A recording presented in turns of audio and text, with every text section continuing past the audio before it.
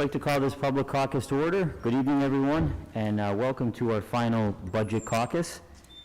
Over the last few weeks, Council has met with department heads to discuss the 2022 budget. Tonight, we round out these discussions with Business Administration, Human Resources, Information Technology, Treasury, and the Law Department. Tonight, we are joined by Mayor Cognetti, Larry West, the Business Administrator, Mary Jo Sheridan, the City Treasurer, Jessica Eskra, the City Solicitor, and Joe O'Brien, the Assistant City Solicitor. I thank you all for your willingness to participate in these caucuses. It shows a great level of transparency that every resident of our city expects, and also the Council considers to be good government, and I know that you, all of you do as well. We will begin tonight with the BA's office, then the Human Resources Department, Law Department, Treasury, and Information Technology. Mr. West, I want to welcome you tonight. As you are aware, Council received the budget late Friday, November 12th, 2022, at which time we began to uncover several glaring errors and issues. Over the ensuing week, it became apparent that for the second year in a row, there were considerable issues with the document and the budget process. On Monday, November 29th at around 4:30 p.m., Council's office received a document in which you have proposed 90 amendments to correct the errors and all told 139 changes to the budget. As the Business Administrator, according to Section 610 and 911 of the Home Rule Charter, it's your responsibility to prepare a balanced budget and present it to City Council for approval. Can you please explain in detail what went wrong on your end, how it went wrong, and what you plan on doing next year to make sure that the Council and the public are never put in this position again? Good evening, Council. Thank you for the opportunity to be here this evening. I appreciate your time as well as we walk through this process. As you had indicated several times that I've been here, and I've been to all of the budget hearings with all of the departments, minus your public hearing on Tuesday, which I had another event to head to, but I appreciate your time in walking through this process. As you know, I was not here last year for last year's budget process. This was, I started here in June as the mayor's appointment to the business administrator. The budget process is not, as you're fully aware, is not an easy process. The budget that was proposed, we had worked on it for several months prior to, take that back, several weeks prior to, trying to finalize what we were proposing for the budget. Well, it was months. Well, the mayor corrected, so several months in proposing the budget that you had gotten on that Friday. We did identify on that Monday that there were some issues with what had happened. Specifically, the pages that had been sent over to City Council because of the antiquated system here at City Hall. And I'm sure it is not the first time it has happened. Maybe in the last couple of years, as you indicated, it may be a little more prevalent. But suffice to say, this year we've also been in the process of transitioning from the antiquated system over to OpenGov. We did have some issues with some of the pages being transferred back and forth between working sheets and proposed budget. The final budget that was sent to you did indeed have some inaccurate information. The mayor and the rest of the administration did work through the next 7 days after it was identified to rectify some of those concerns and the things that had to be corrected in the budget, which was proposed back to City Council. So moving forward, and I have met with a couple of the council members privately and publicly here, of course. It is our intention, it is the administration's intention to make sure that we improve that process for next year, maybe starting a bit early, or a little earlier than we did this year, and to have a more refined and a more articulate and accurate process as we move this budget process forward in adherence to the city charter and to the council's wishes as well. Okay, thank you. Mr. West, one of the questions I have is, and I just use one example, and this is what confused me a little bit. The second version of the budget that was presented to us earlier in the week, I'll use the fire department as an example.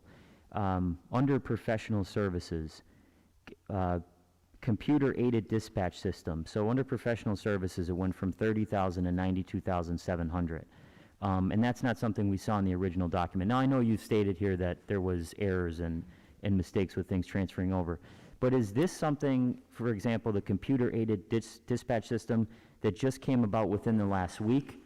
Or was that something, was that a part of an original conversation, or was that something that Chief Judge came to you with later on in this process? No, I think what you're looking at, and it's really hard, and I don't have it right in front of me that you're mentioning, but what I could tell you is, again, through the several months of discussions leading up to that proposal, almost all of the things that have been corrected were part of earlier discussions with all of the department heads. So some of the requests or some of the line items that you've seen in the original that didn't carry, or that were not in the original, that carried over to the second proposal, may have been part of a discussion earlier, just didn't make it transferred over into the final one that the mayor has proposed last week. So there was nothing other than some changes in terms of, maybe some revenues here, there, minor tweaks, maybe not lined up in certain line items. As you know, from the original one that you received from me versus the one that came last week, there's actually a reduction in the overall spend. So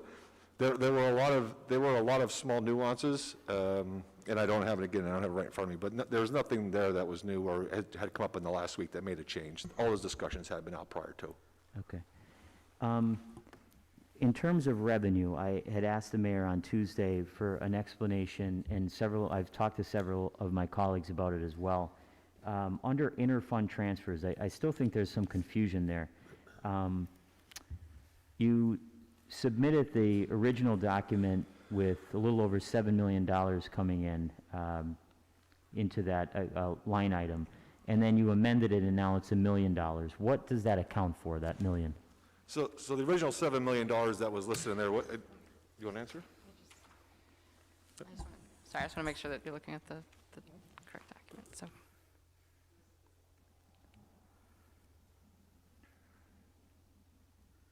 Sorry, the transfers in from other funds, part of that was refinancing that we carried through refinancing, and that should not have carried through.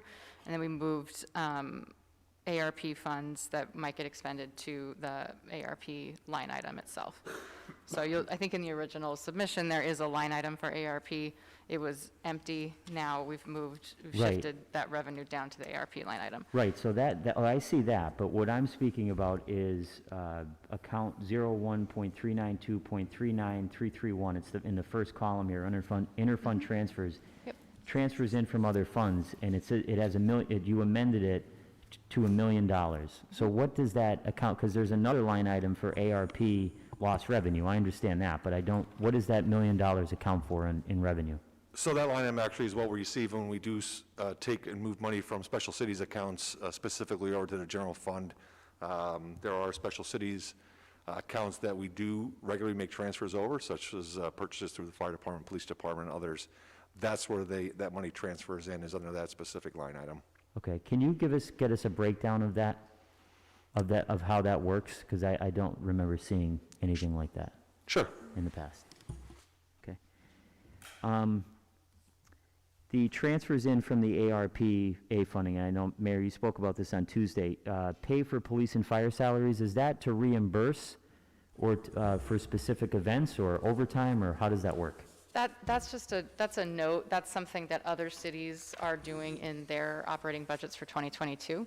So that's a note as an example of what the revenue loss funds can cover. Okay, but you can use that for a variety of different things, correct? And that's one thing I know. I think up in Carbondale, that's what they're doing. I know other cities as well are doing that. So that's just a note as an example of what that could be used to offset. Okay. And then the proceeds from financing, as you know, went from 3.7 million, and then you zeroed it out. It says ESCO timing will need to be 2023. Could you explain that? Sure. So we had explored doing an ESCO financing.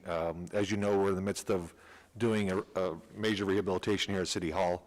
One of the components of it was to look to do some ESCO funding, replacing some of the windows and some of the things that would qualify as part of the redevelopment project here.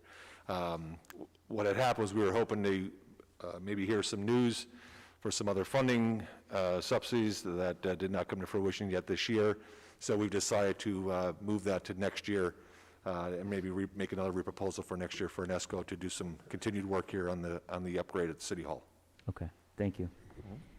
One of the accounts here that is a large change is the delinquent real estate tax. You, in the original document, submitted that we're going to collect roughly $2.3 million. You've amended that to $4.5 million, and I understand that that is the amount that we've collected year to date.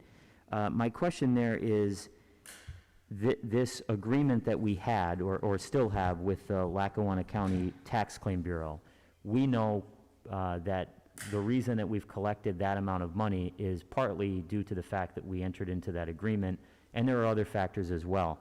The one thing that I don't know if I should be concerned about this, but we know that there was some back and forth with the county and some disagreement on that agreement that we had with them. So can you give us an update on where we are with that, what that is going to look like next year, what Plan B will be if that ends up falling through? Because that's a significant amount of revenue. If it's okay with you, I'm going to turn over to Attorney Eskra. She could probably answer it a little more clear than I can.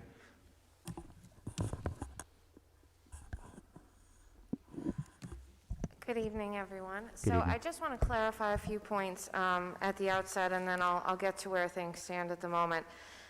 We did take a look at some of the revenues that came in through our delinquent real estate tax collections. We were holding steady in about, I think it was 17 and 18, at about $1.6 million in revenue. We saw a jump prior to the move to the Tax Claim Bureau. That said, that collections have been steady since and have been, I think, to the benefit of the city. We've had ongoing conversations with their solicitor. Your solicitor, Solicitor Hayes, has also been involved. I believe we're close to a resolution at this point. We are working towards finalizing that, and we should have something to council solidified for their approval and review in early January of 2022. Okay. Thank you.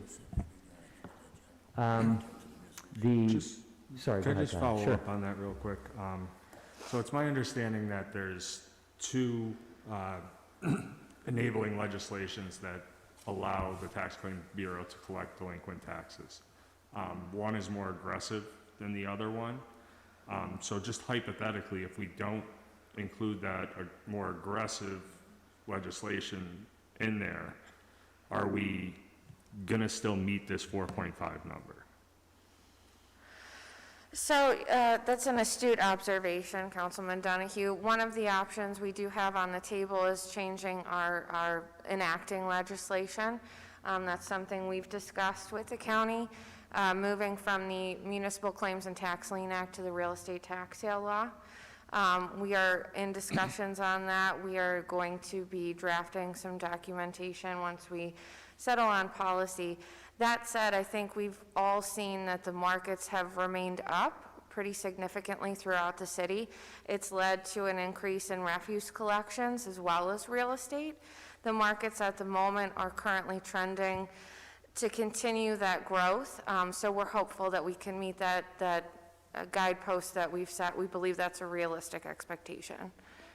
Okay. The only reason I'm asking is just because, from my understanding, the RITSA has a bit of a waiting period before a lien could be filed, whereas the Municipal Tax Claim Act, it could be filed, if you're delinquent January 1st, it could be filed January 1st, right? Yeah, sure. Councilman, under both laws, there are two laws, as you say. The basic law is RETSO. This Municipal Claims Act is the one that maybe in the Lackawanna County, maybe 3 or 4 municipalities in the whole county use it. I think maybe it was only us. Under both laws, taxes are delinquent January 1st of the year after they should have been paid. Under both laws, they constitute a lien against the property. Under both laws, the Tax Claim Bureau makes a filing. Under RETSO, they file what's called a tax claim. Under the other law, they make a municipal claim. Under both laws, if somebody sells property, they get the same report same delinquencies, and they have to pay them. If they remortgage, same delinquencies, they have to pay them. If it's inherited, same delinquencies, they have to pay them. One of the major differences is, under the municipal claims law, the Tax Claim Bureau can hold a private sale of property if the claim isn't paid. Under the RETSO law, if there's a waiting period for about 18 months, but they have a sale of all properties together.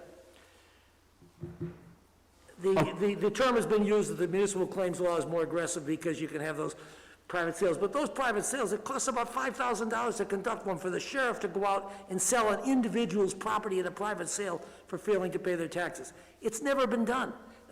It's just not done because it's so expensive. Under the Retzel law, where everything goes into this upset sale, it takes a little longer, but it does occur. The private sales under the municipal claims law, looking at them, you'd say, this is much more aggressive. They could have a private sale by April 15th of the year after the taxes are due. That's true, but it just doesn't happen. It doesn't happen because it's just too expensive to sell Mrs. Jones's property for a $3,000 tax bill when you have to pay the sheriff $5,000 for foreclosure fees. So the procedures in municipal claims law are a little more aggressive, but I think the Retzel law stood the test of time. Everybody uses it. It's the default provision under state law, and I think it's the way to go because expenses are much less, and I think it's the best way to go. And I think if those people in this room who are here next year at this time are going to see that the collections are probably pretty much the same and they float along with the economy. All right, thank you. In your budget here, you're expecting to collect more and increase delinquent refuse disposal fees. In the original budget, you stated that you were going to collect $2 million in revenue. You've amended that to collect $2.5 million. Can you explain the change there? I know in your notes you say that October, November collection data. Has the matter of terminating the NRS contract been concluded? And is that termination have any cost implications that could offset the revenue? Can I deal with the NRS issue first? Sure. The last time I was before council, we talked about the NRS issue. A prior administration, I think before anybody in this room was involved, entered into a contract with NRS. That contract provided NRS, number one, would get a percentage of collections. Number two, they would get legal fees for certain actions taken. Number three, they would get reimbursement for all the costs they've advanced in the collection process. The contract also provided that if it was terminated by the city, everything due NRS had to be paid up front. So, for reasons that we don't have to get into tonight, there was pretty much a consensus in city government that we had to move away from NRS. That was done, and Portnoy was brought on. However, having done that, NRS has this claim for everything they earned during their period that had never been paid. They had a right to be paid their fees and cost advance on all their existing accounts. They have agreed with the city not to pursue that claim, which is, by some records, upwards of $5 million. We don't want to be sued for that. So what we've done, we've set up a system with NRS. So I'm saying the contract is over, but we are still dealing with them. What they've agreed, and I have to credit Mary Jo Sheridan and Megan Raid and others for really implementing this. The system is, as the money comes in, as money comes in from the county for delinquencies, as money comes in for Portnoy for delinquencies, as money comes in over the counter at the treasurer's office, as money comes in from title agencies or lawyers for delinquencies. We look at that and we determine how much of that would be owed to NRS, how much of that represents fees and costs and fees and costs paid by NRS, and then we pay them. I think we've made 2 payments to them so far, and we're continuing to make that. That is a pretty big administrative burden on people, but it's a big savings to the city because we don't want another lawsuit. And this way, I think it's fair to NRS because they're going to get everything they're entitled to that we collect. They're going to avoid another lawsuit. We're going to only get we'll only have to pay what they're entitled to, and we're going to avoid a lawsuit. So I think that to say, has the NRS contract been terminated? Yes. The relationship is ongoing because we have this over time procedure whereby we're settling up accounts with them. And it's worked so far. I anticipate it's going to work in the future. Now, that asks your second question. Can you give me the first question again? You answered everything. Well, I was going to ask, my original question was, you went from 2 million to 2.5 million, but I think the answer there would be that you've collected that much. Is that's the amount you've collected through November? Refuse collector has been, again, I have to credit Megan and Mary Jo in the treasurer's office. We have been very aggressive in collecting refuse fees and old liens. The lawyers know it, title agencies know it. Everybody now knows that when you ever have any type of refinancing property, you gotta call the city and you gotta pay the amount. We're not cutting them, we're not saying to people, we want a break. I sent out 2 letters today from people who owed in excess of $25,000 and we're looking for breaks. Absolutely not. We're collecting 100% on the dollar, and they go up every year, and I think that we've done a good job in collecting it. And there's been, we've had, in the last 6 or 7 months, we have 5 or 6 checks come in over $20,000 have passed up.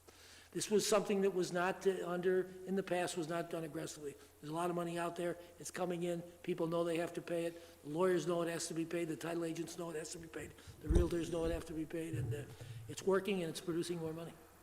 And other liens, we're collecting other liens too, that are adding to the city's bottom line.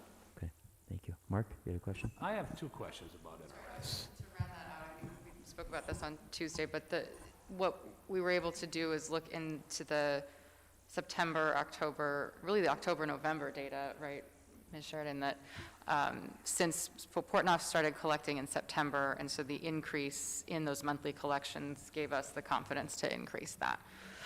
So that, in addition to what Mr. O'Brien said, we've seen that data. Portnoy just started collecting, and we feel very good about their progress just in these couple months, and with the full year that we'll be able to realize that revenue number. Is that correct? Sorry.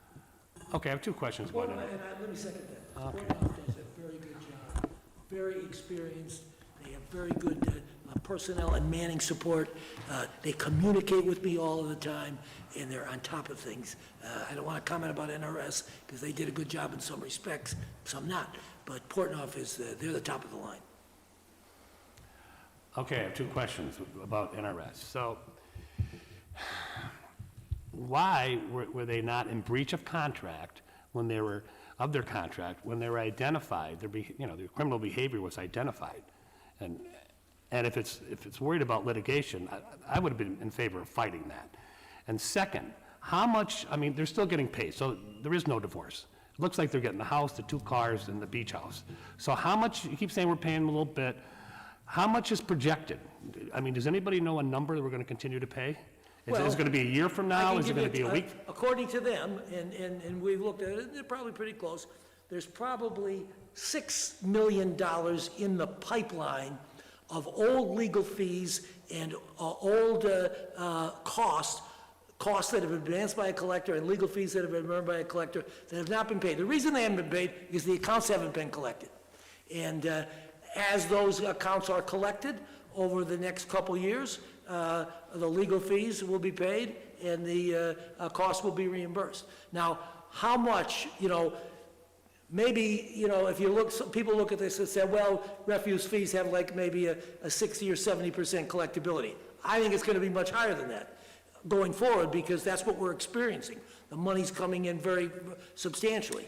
It's probably going to last a number of years, but eventually there are accounts out there that are uncollectible. There are liens on properties that aren't worth anything. So eventually it's going to dry up, eventually, but it hasn't yet, because we're still getting paid on old accounts that include some money in those payments, not all of it, but some money in those payments that belong to NRS. But what are we going to do with this? Take it from them? We have no right to keep their costs. We have no right to take the fees that they've earned under a contract. If we refuse to pay, we're going to get sued. And it's not going to be a question we're going to have to sue as the money comes in. We're going to get sued for the entire amount that we agreed to pay them in that old agreement. My opinion, the city made the right decision. This is the way to go. It saves time, it saves money, it gets them paid only what they're entitled to, It would really be foolish. We've just finished resolving a whole bunch of lawsuits that were a big drain on the city in time, in city prestige and everything. We don't want to start off another administration with another big lawsuit. And this is the way, I think that the system we have with them is working, and it should stay in place. Yeah, and I just want to clarify too, to just kind of boil this down into the simplest of terms. So the contract, you said, why don't we just fire them? So the contract has been terminated. They, in no way, shape, or form are being assigned new claims. They do not get any new delinquencies from the city. What they have are delinquencies that they previously filed. So when a year's delinquencies would come due and they would get sent to Northeast Revenue Services, Northeast Revenue Services would start their process. And the city was not paying for the initial startup costs to get those liens filed and have those letters mailed. Northeast Revenue Services was paying that money up front. So at this point, they have an outstanding balance owed for the filing fees for the liens, for the postage, for the letters that went out. There's a number of itemized costs that they broke down as far as the exact costs that they spent that they're now entitled to reimbursement for. So I would think it would be very unlikely, even in light of if you wanted to explore breach of contract, which if we want to go down that road, I would absolutely say let's have that conversation in executive session. But I think it's very reasonable for them to simply get reimbursed for the costs they've expended up front, which is what this arrangement that Attorney O'Brien has outlined for you. I understand, like you said, the contract's terminated, but the money you say they're entitled to was embedded in the contract. And if it was breached, and I don't have the contract in front of me, but I remember seeing a piece with regards to something like criminal behavior, it would be terminated. So when a contract's terminated, I'm not a legal expert, but Here, the we're contract has a termination rewarding criminal provision. behavior. Like, I still have a problem with it. I really do. The contract has a termination provision. That provision says we can terminate, as you say. But if you do, you've got to pay what they've earned in the past, what they're owed. I mean, we've agreed to that. I mean, we can't go back 6 years and say, okay, we can terminate. We had a right to terminate. We negotiated that. It was put in writing. It was approved by council. It was signed by the mayor. It was signed by the solicitor years ago, but it's binding on the city. And that provision says the city has a right to terminate under the following condition, and the following condition is pay us what we're owed. That's not an unusual provision in a contract. And the fact that, now, there's the criminal behavior, the fact that what I know about the criminal behavior is that there seems to be an allegation that somebody from NRS may have paid some improper money to a city official at some time. Does that mean that the termination provision in the contract is illegal? I don't think so. It's a big hurdle to say the fact that somebody from NRS and somebody from the city broke the law, that the agreement between the two entities is void in every respect. I don't think so. And what I think, if you're listening, what we have here, what you're talking about is another big lawsuit. And I don't think the people people around here want all these lawsuits. They want to get it over, and they want counsel and cooperating with the mayor to go ahead and do the good things that have been done for the last year. And we want to put these lawsuits behind us, and we're doing that, not as quickly as I'd like, I must admit, but we don't want another one. So that was why we made that decision. I guess if you want to revisit it, you can ask your solicitor whether you can, but that's why we made that decision. The decision's made. I think it's working well. I stand behind it. If I'm wrong, I'm wrong. Well, then And why I was think it- just to that point, I think we've gotten a little bit far afield of the purpose of why we're here tonight, which is the budget. I absolutely am more than willing to explore this with you in greater detail. That said, we are, I think, treading dangerously close to a subject that is based in litigation or prospective litigation, and I can see your solicitor making eyes. And so I think absolutely a follow-up executive session dedicated to this subject would be more than welcome, and we'd be happy to accommodate. Oh.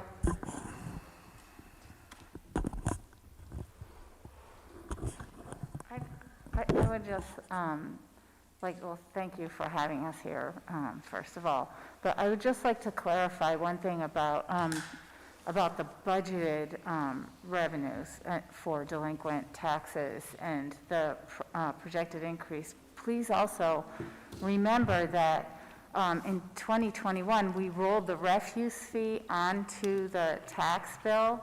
So the expectation is that the Tax Claim Bureau will be collecting the delinquent refuse fees, because that's like one claim now. The delinquent taxes and the delinquent refuse fees will be treated as one claim.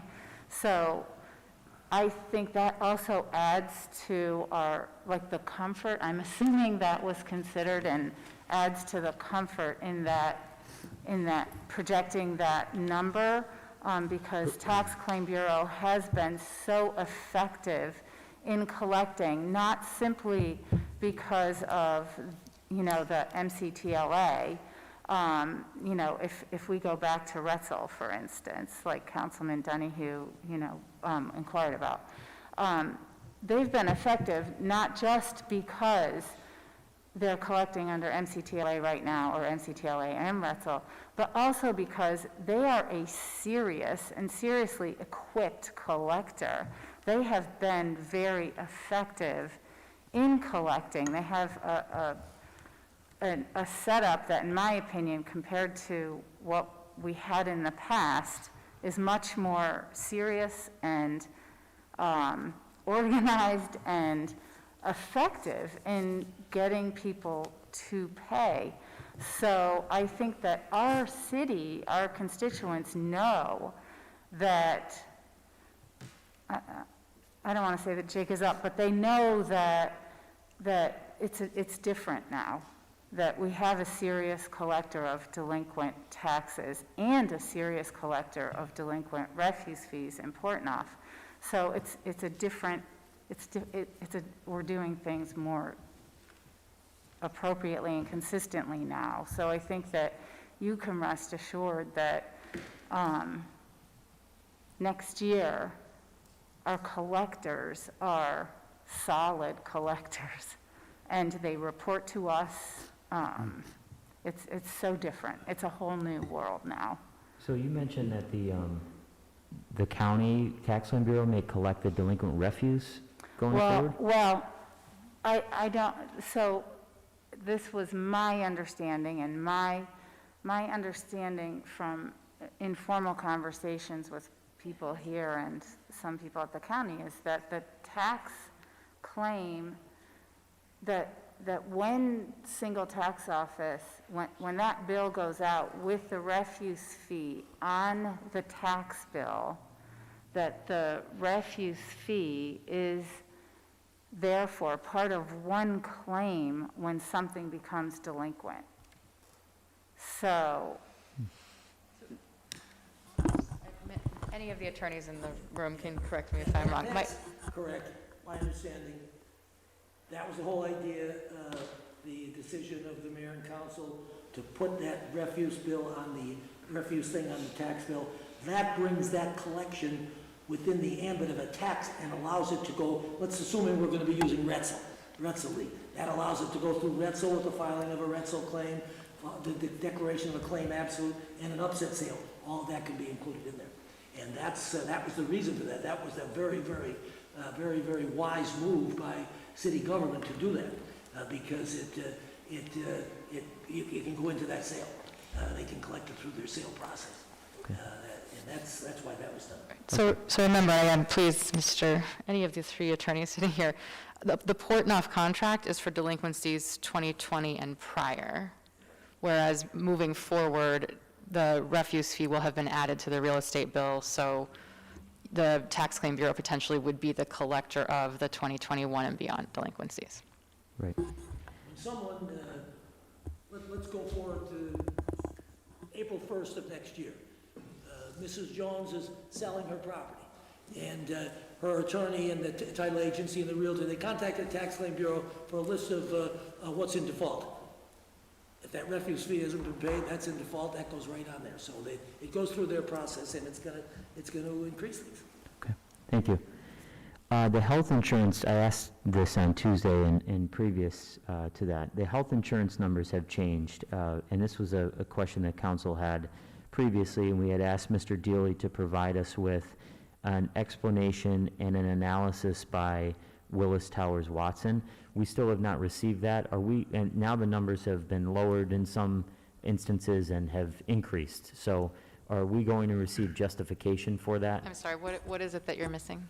An analysis from Willis Towers Watson that Mr. Dealey told us that he assured us that that would be in our mailbox about a month ago, and we have not received anything yet. Okay. To show to us that, in fact, you know, where you're finding these savings from. Okay. Also, Can I the, say something in regard to that one? yeah, sure. So when we're looking at, Mr. West, you said that, you made the statement that when we're looking at this, there's an overall reduction on our spend. And I think what Bill was saying about healthcare kind of ties into that. When looking at your office alone, or the BA's office, we're seeing a decrease in the health insurance, we're seeing a decrease in pension, we're seeing a decrease in unemployment insurance. Similar with the overall budget, where we're seeing our savings there are non-departmental savings of up to about 7.6 million. But the increases that we're seeing are salary increases, things like that. These are real increases that are concrete. How did we get the numbers, like, and how did you determine the insurance decreases, et cetera, to make those decreases where you're increasing your expenditures?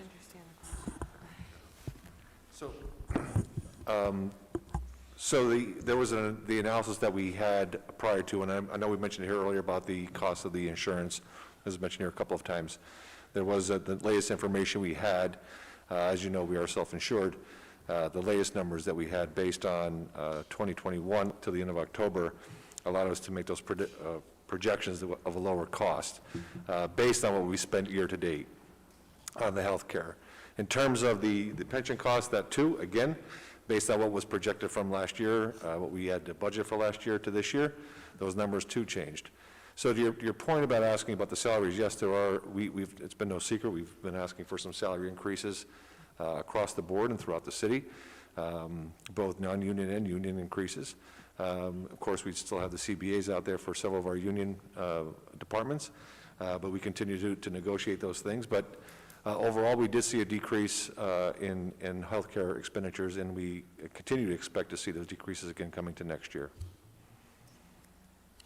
Some of the new positions in, actually, one thing that caught my eye in your office, Mr. West, was that you changed the title of a position that was previously a staff accountant, and it's going to be changed to a special assistant / right-to-know officer. Can you explain that? And does that person who took that job over, does that person have any financial background at all? And what does a special assistant do to the business administrator? So that's a good question. That position was previously held by the right-to-know officer solely. Why it was titled staff accountant, I'm not clear. That was long before my time here. So that. No, she did not. Yeah, even the prior person did not perform an accounting function. So the person that was brought on to do the right-to-know officer, which is why we readjusted their title to be more in line with actually what they do on a daily basis. So she is the right-to-know officer currently, the person who occupies that space. I understand the right-to-know officer, but special assistant, what is that? Yeah, so she works within the office and does additional office work as assigned by me in the business administrator's office. The director of finance that you're adding for, I think, $80,000. Can you talk about that? It would seem to me that the finance manager, we have a finance manager who you're including a salary increase for that position, who is also the assistant business administrator. You are, I think, technically now, you know, the director of finance plus the city administrator. So how will all these positions mesh together? What will you do if we have a director of finance? So, as you know, but based on the charter, the business administrator acts as the CFO and the COO. It's written in the description basically what the daily duties are. I don't think it's, again, I've only been here for the 5.5 months, so to really lay out day in, day out duties, it's not just simply doing the finance or the operations. It is a very large operation, as you're well aware. The director of finance that has been proposed by the mayor, as you everyone up here is aware, we are about to exit under the state's Act 47 designation. For the last 30 years, the city has benefited from the knowledge and the support and the direction of the Pennsylvania Economy League and several other consultants that have helped us navigate our way through distress status. As of next month, that will not be necessarily the option. So long-term finance forecasting, having normal run-of-the-course daily finances will still be handled by our finance manager, but long-term investments related to bond issues, financing reissue of long-term debt, those sorts of duties really need to have the focus and the projections by someone focused solely on the city's finances, not necessarily the BA, where you're required to manage the finances and be responsible for those finances, but also be responsible for the daily operations throughout the city for every department. Okay. Any more? I just wanted to add to that explanation because this is a position that I'm very passionate about. I've been involved with the city for over 6 years now, as you all know. I've worked very closely with Pell during that time. I also had the privilege of working with HJ Strategies, and particularly Evan Weiss of their firm. They were a financial consulting group that were funded by key community stakeholders that wanted to further and strengthen the city's financial progress on our journey as we exit distress status. Having those key people in place, those partners that can sometimes offer, a broad, holistic, big picture viewpoint has been really critical to the financial stability of the city and our continued progress. I think in spite of not having that assistance, we've achieved quite a bit. As you all know, on your agendas before you is an investment and fund balance policy. Ordinances that we're asking for approval of. I think that's a key piece to the city's overall financial health. I also think that these positions can look to innovative ways to fund different projects. We mentioned ESCOs earlier. We really want somebody proactive who's exploring these things. I think it's no secret I've worked very closely and very well, I think, with Councilman Donahue at our Pell meetings over the last several years as well. There are many moving parts to this, from how to approach our MMO actuarial valuations and our pensions and our investments with regard to pension, how to fund our healthcare programming, how to overhaul our debt in a way that makes sense and makes, taxes here in the city sustainable and reasonable for our residents. So I think this is a really smart strategic investment in a key position that should pay off, I think, in droves to the residents and the overall financial health of the city. Can I ask a question, too, about the raises in the BA's office? Can I make one more point on that before, Councilman? Sure. Just one more point on that, and this leads to, what we've mentioned it here twice now, or 3 times, about coming out of Act 47. In 1992, when the city went into Act 47, the city's budget, operating budget that year was somewhere around $42 or $45 million. It's not on top of my head right now. So essentially, we have tripled. In the 30 years, we have essentially tripled the amount of operating expense in the city. So, to the point that Solicitor Eskra just made, we could sit here all night long and think about or talk about what it is that we're spending the money on or who's responsible for what. But at the end of the day, if we really want to be a 21st century, we really ought to be acting like it. And I just don't want the city to go back to what it did 30 years ago and find itself in a financial mess. I think that the mayor and the administration and prior administrations have done, and councils have done a great job getting us to this point. I think that Solicitor Eskra's point, it's absolutely essential that we continue to have that type of resource here in the city to manage our finances moving forward. So this Director of Finance position would essentially be taking the finance part out of the BA's hands, correct? And that was going to lead to my next question was, we see raises in the BA's office. BA is going to get a $10,000 increase, but it seems like the responsibility in terms of finances will be less because you're putting a whole nother position in there. No, I think expansion of both roles is key to growing with the more complex environment that we're in.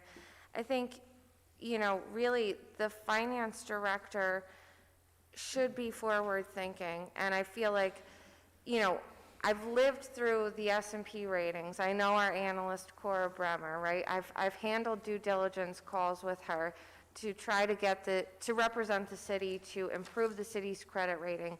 I've done that alongside numerous BAs. I think having somebody else to lead that charge would be really helpful as well.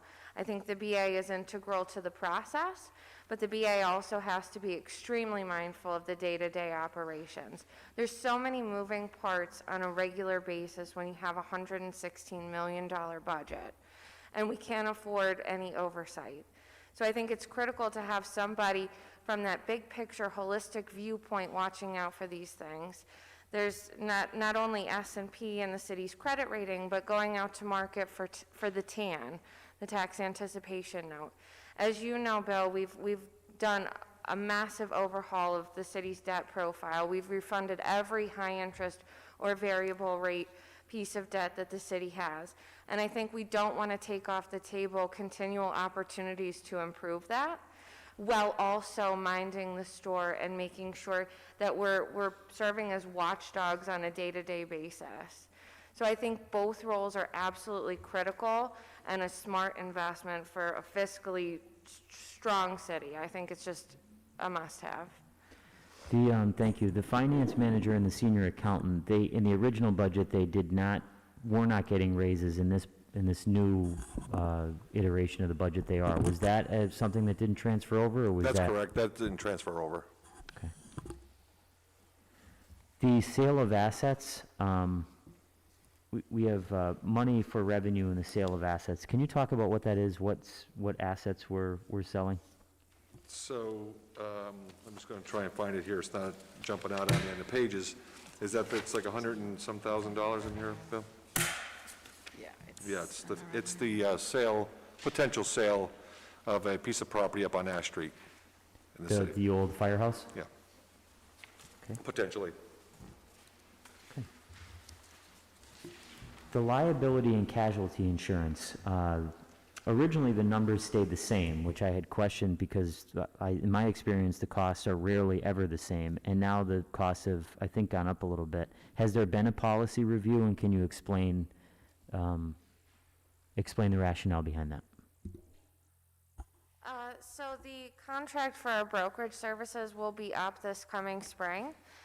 We want to make sure that we have adequate funding to get policies that will cover our needs. I'm open to exploring some changes to particularly our insurance defense coverage and possibly upping some of those limits. So we wanted some flexibility in there for that. Okay, thank you. Does anyone else have any questions for the BA's office? Yeah, I have one. So the professional services account was budgeted for $220 last year. There was $361 spent through $930.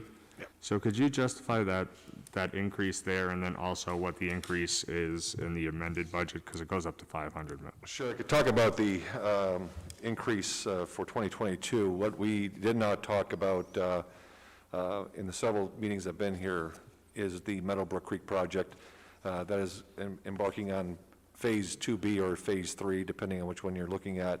But as I talked about here a couple of months ago when we had the engineering folks from Riley Associates getting the city prepared to engage legal services and appraisal services to begin the process of navigating the 47 properties that are impacted by that project. So those dollars are reflected in that proposed for next year. Okay, even if you don't have it on you tonight, would you be able to get us what the overrun is for this year on that line item too, just to date? I'm not exactly clear why it's overrun this year. I do know that there was some, I believe we had paid for some of the services out of the BA prior to my getting here, taking the office, some services out of PD for the students, for the patrol officers and things, some training. Act 120, right. So I believe that's where some of the overruns had come into. All right.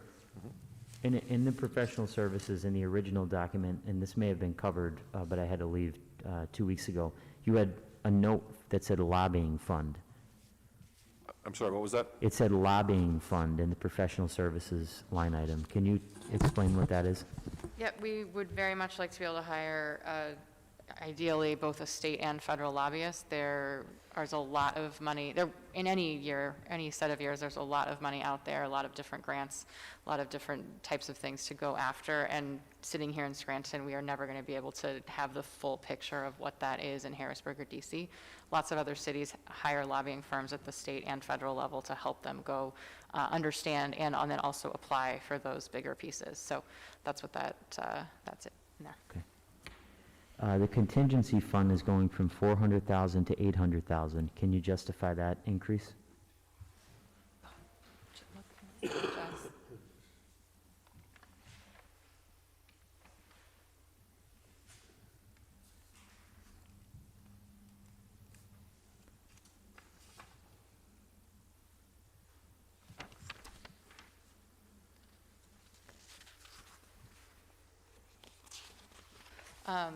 The increase is personnel related, so we could talk about that in executive session if you'd like. Okay. Any other questions for the BA's office? I think, Bill, you asked most of the questions that I had here in just a different fashion. Back to the staff title change, the accountant to the right-to-know officer. So does that person have a financial background, or they've transitioned out of that financial background? Here, let me put it Can you this way. repeat the question? So right now you said this title actually more accurately describes what the person does. That's So correct. as of last year, when they were still an accountant, were they doing anything with accounting? I don't believe so. It was before I got here, but I don't believe that was the case at all. I'm sorry? That position has never. There's never been a staff accountant, as far as and they were here before, so I don't believe it's so. never been And a they still staff don't do that work. There was a staffing change this year, which has enabled us to, I think, make the title fit the role better. Okay. So it seemed at some It's a- point in time, a staff accountant took on the duties of right-to-know officer, and it's just they transitioned out of the accounting and That have would been... predate, I believe, everyone in this room. Say that one more I time? think that would predate everyone in this room. I'm not Okay. sure. All right. I'm just making sure that that's what was stated prior. Yeah. Okay. And obviously, it's a non-union position, so we could make the change. Anything else? Okay, I'd like to move on to the Human Resources Department. Now, obviously, we currently do not have a Human Resources Director. Can you update council, because we all know how important that position is with a city the size of ours and the number of employees we have. Can you update us on where we are in that process? Have we interviewed people yet? Are we close to hiring anyone?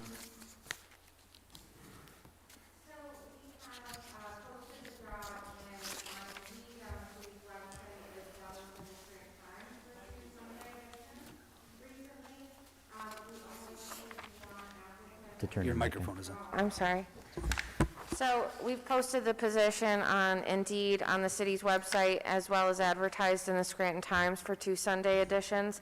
To date, we've only received 1 resume of interest. We did hold a preliminary interview, and we hope to do a second round in the very near future. I think to that point, Bill, one of the significant changes in the HR department that you see this year is an increase in the salary for the HR director position. I think it's no secret that there's been significant transition in that position over the last several years. I can say from my own personal experience, this is my 3rd go-around of covering that department while also working in law, which has been, challenging, but I'm happy to serve and happy to do that. That said, I think having someone in there that has the requirements, the expertise, the knowledge and the skill set to do that job is critical. And I just, in preparing for this evening, I wanted to highlight some comparables for you all to gauge what the salary increase really looks like when stacked up against others. In Allentown in 2020, the HR director salary was $111,289. In Bethlehem, in 2020, the HR director salary was $104,783. And in York, the Deputy Business Administrator for HR in 2020 had a salary of $80,538. That said, we know that this is a building process. I believe at Tuesday's meeting, Councilwoman Rothchild, you had talked about where we headed with some of these wage increases. I think we're still in a place of rebuilding in many senses. That said, I think it's also important to note that job postings in Lackawanna County overall are up 24% from April of last year to April of this year, and the annual average wage increase countywide is 6%. So I think the salary increase, it's not where I think ultimately it needs to be, but I think it's an attempt to grow towards that. And I think it's really critical that we have someone in this position that's qualified, that we can attract the talent that we need and also retain them. Okay, thank you. Professional services is obviously increased a lot from what you had originally proposed, which was $200,000. Originally you had proposed $250,000. Now you are proposing in this new budget $500,000. And you did provide a description in this, the new amendment page that you gave us. But can you talk about, that's a large increase from what it originally was. Can you talk about that and the justification there? It is absolutely a significant increase. We've been able to hold that steady over the last several years, but those years were routine, day-to-day, normal operations years. I think as we all sit here today, we know that the city is embarking this year with 4 rounds of CBA updates that need to be done. We're negotiating 4 different contracts with unions, and these are critical pieces to the city's overall financial security and solvency for the years to come. We know how important labor costs are. They make up a significant portion of our budget. So we have to put all our resources that we have available into getting these contracts right. That said, we will need increased time and services from our labor council outside of the norm. Additionally, if we should be facing arbitration on any of these CBAs, we can anticipate that we may need some expert costs. We might have some analytics, some data points that we want pulled by experts, accountants, things of that nature. And I want to make sure that we have all those tools available to present the best case possible. Thank you. And right now, it's my understanding that you are the interim, or you're helping out in the HR, or you're the interim HR director? That's correct. Okay, and now you're also, we got a notice tonight that you're also the city solicitor, correct? That's correct. Okay, so you have a lot on your plate, obviously. Yes. Now, while you are the interim HR director, is the city paying a consultant to take care of some of those issues or some of those responsibilities and duties? We have lined up a consultant. The individual's name is Andrew Check. I have yet to utilize him yet. It's going to be on an as-needed basis for more significant things than I think day-to-day. And I really am hoping, so one of the big, I think, highlights of the HR department that we're in the process of creating now for next year is the implementation of the NeoGov platform. It's part of the OpenGov system that's being utilized citywide, but this is a specific HR function, which I think is really beneficial. So at the moment, you know that we have, the HR department houses so much data, right? It's healthcare, it's vision, it's dental, it's stop loss, it's excess, it's your premiums for your retirees. You're also dealing with the life insurance, short-term disability, all the things that go into, our active employees plus the OPEBs for retirees. All these systems don't really speak to each other. And so the NeoGov platform will help us do that, to extract more meaningful data and also to audit and make sure that we're not expending any funds that we shouldn't be. So I think it's a smart investment to really make that move. And I think, I'm hoping that there's a portion of, professional services that we can maybe add to that platform. And also, I think it's a wise investment to utilize someone to help us get that started. And I'm pleased with Mr. Check. I've had the privilege of interviewing him.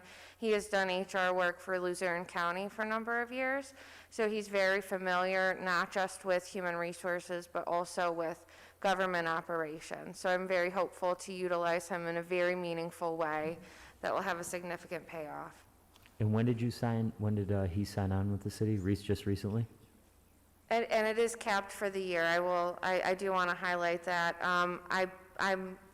I believe it was a few weeks ago. I can't tell you when. I think the final signature was Controller Murray, who did approve that.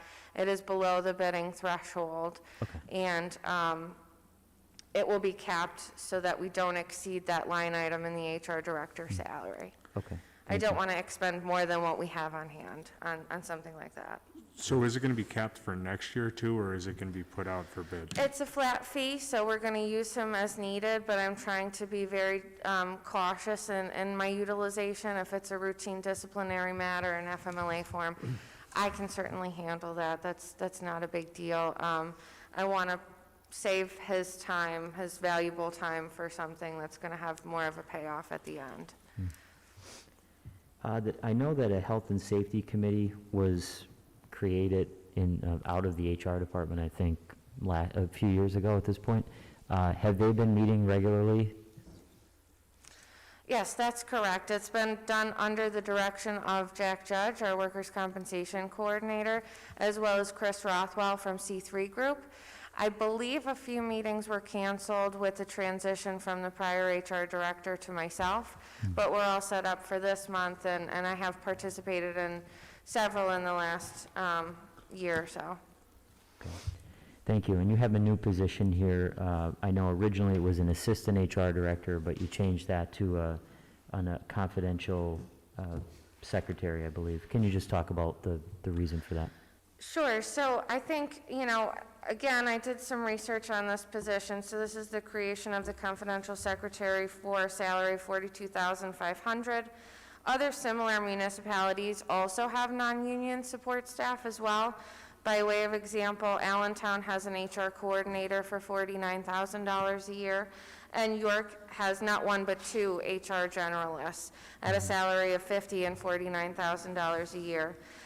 These positions are required to support labor-related matters. As I highlighted before, we're entering upon 4 different union negotiations, in addition to the typical grievances, arbitrations, and disciplinary issues that arise on a regular basis.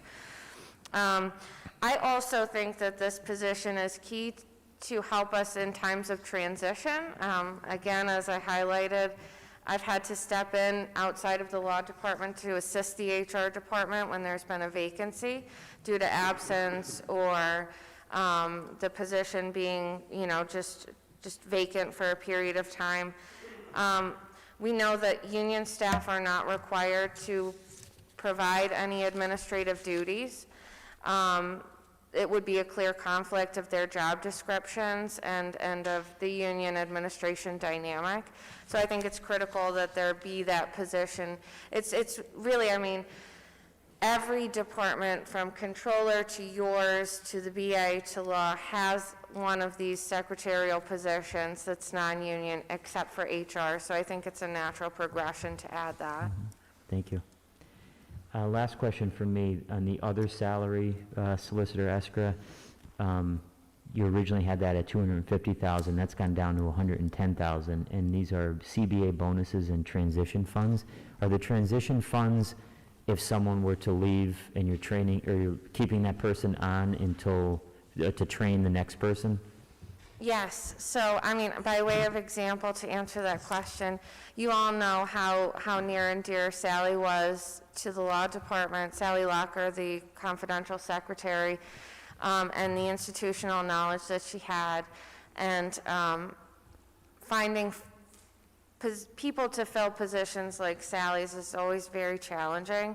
So I think having that ability to cross-train, to prepare the next person, is going to be critical to continuity and stability in our operations. Okay. So just to clarify on that, that's not necessarily just in the HR department, that's across Correct. city government in whole? Okay. Correct. I think it'll just streamline things, make us more functional. We won't lose ground when folks are transitioning and moving on. And the CBA bonuses, is that just for the clerical union? Yeah.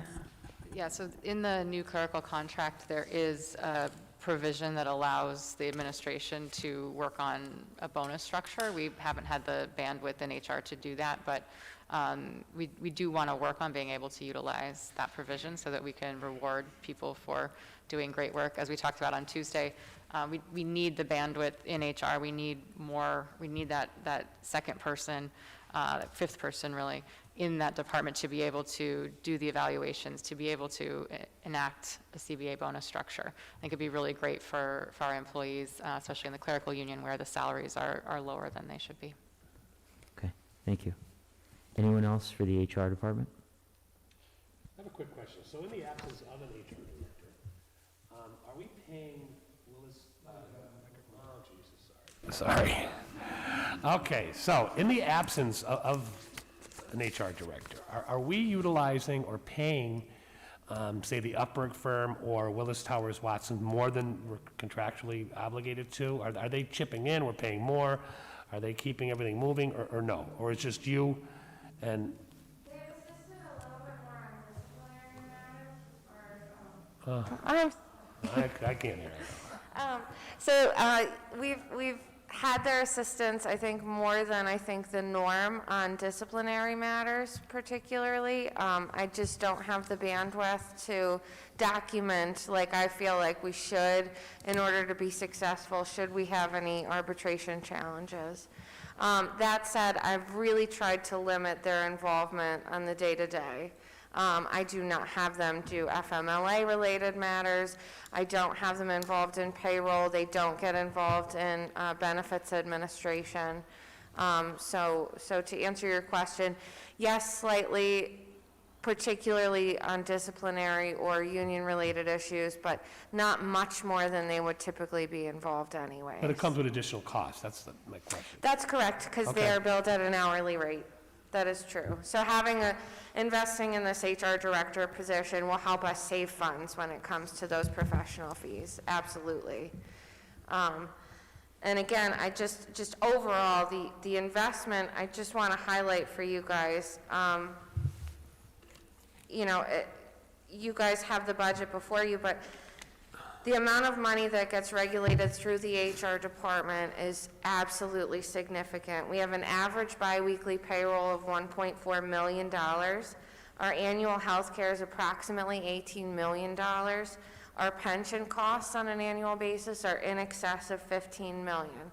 So investing in not just the systems and the infrastructure, but the people, the human capital needed to regulate all of that and make sure it's operating smoothly and that everything that's being paid out of there is appropriate, I think is a really wise investment.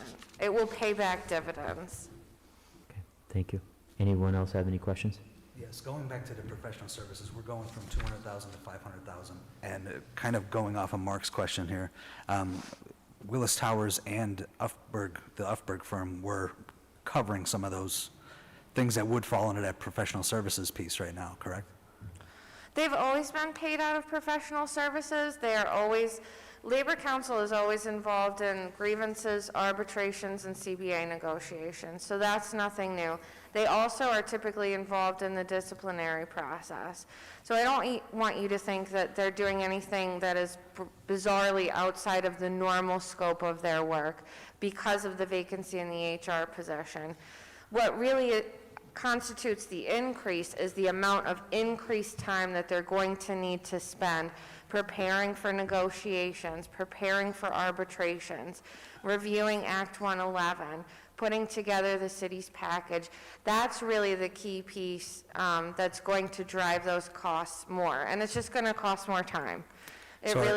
Are these the people that we're looking for to do more of that work, and that's the increase in this line item here, or are we looking for possibly other people to come in? I'm sorry. Or other consultants to come in?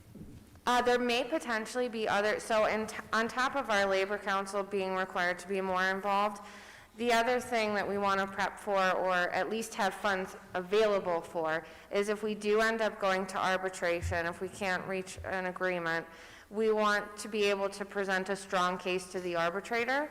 And I think that's where folks like Willis Towers or other companies that could serve as expert witnesses to talk about the data we've presented, the numbers we've proposed, how they make sense for us, why they are in the city's best interest, why the arbitrator should rule in our favor and not the opposing parties. I think that's where a sound investment comes in. And I want to be able to not just hire somebody, but I want to be able to hire folks who will, be excellent on the stand, who have great credentials. I mean, that's really the key to being successful throughout that process. Thank you. Thank you. Anyone else? Okay, thank you. We'll move on now, again, to Attorney Eskra, the Law Department.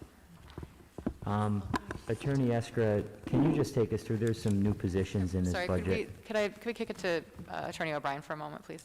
What was that? Could I? Oh, sure.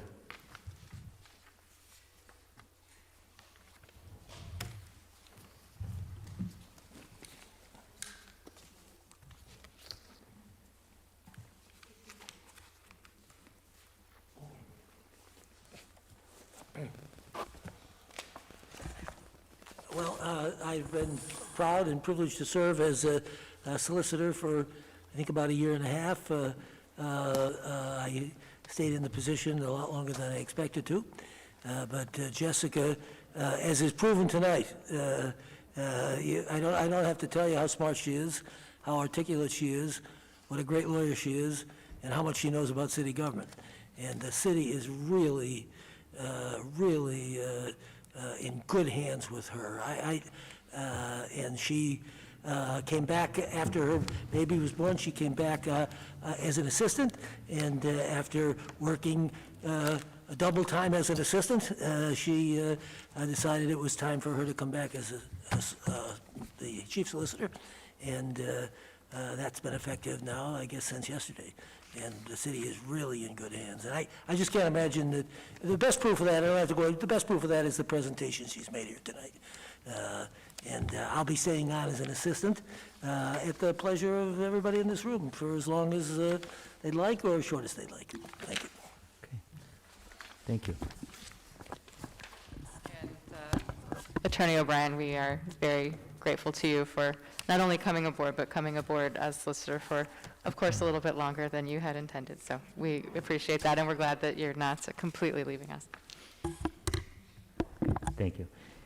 In the Law Department, we have a new position, part-time position, Assistant City Litigation Solicitor. Assistant City Tax Solicitor was part-time. You're making that, I think, full-time at $45,000 a year. And there are some other changes as well. So can you just start with the positions and explain the need for those? Absolutely. So just to clarify, we are in many senses simply relabeling some of these positions. I think one of the things we've learned over the past year is having assistant solicitors that specialize in one particular area has been really, really helpful. It's worked out extremely well.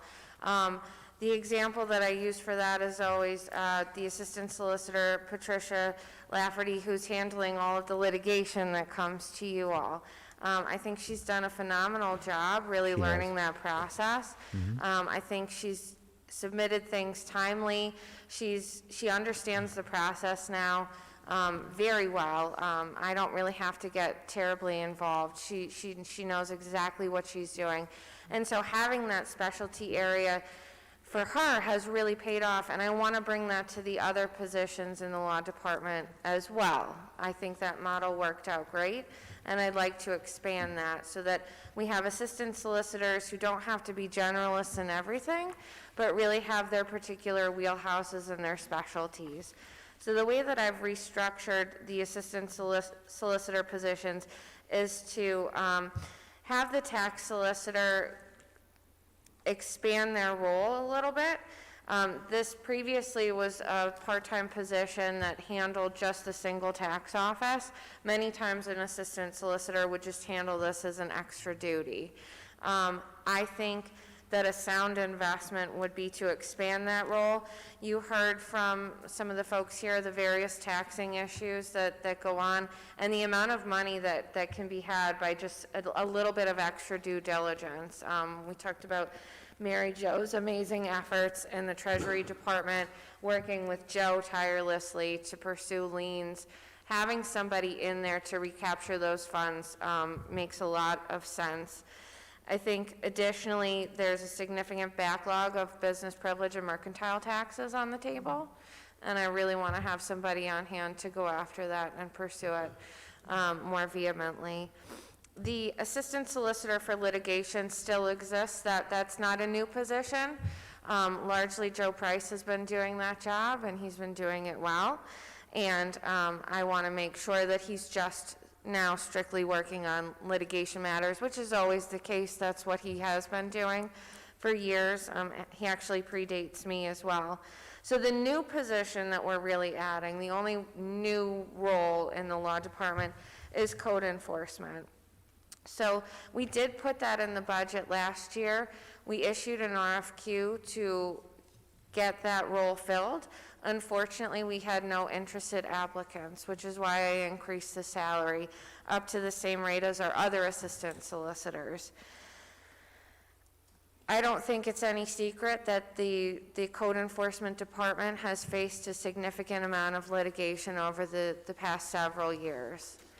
I don't think that we have to take this into executive session. I think it's clear that we've had to resolve a number of lawsuits, and I think more proactive legal advice on the front end will pay back in dividends than if we just have somebody there to continue to defend all these issues that continually come up. Once we end up in court on many of these code enforcement issues, we're more often than not in federal court. And when you land in federal court, then attorney's fees become a very real, very substantial factor. Attorney's fees in federal court can then equate to 6 figures, well into the 6 figures. So I think a simple investment of $45,000 to prevent, even if we just prevented one lawsuit, would pay for itself for a couple of years over. And so we really hope that this will give us an attorney on staff to review condemnations before they happen, review quality of life issues, defend the case at the outset at the magisterial level when everything gets started, have a better dialogue with our Housing Appeals Board, and watch those cases progress through the system. I think it's just a really sound investment. Okay, thank you. You have... Oh, I do want to clarify sure. as well. All of the assistant solicitors, barring the first assistant, are part-time. that was actually my next question. And there's no benefits for these roles. So when you say part-time, how many hours, like, do they have a set schedule when they come in of City Hall? Like, what does that look like?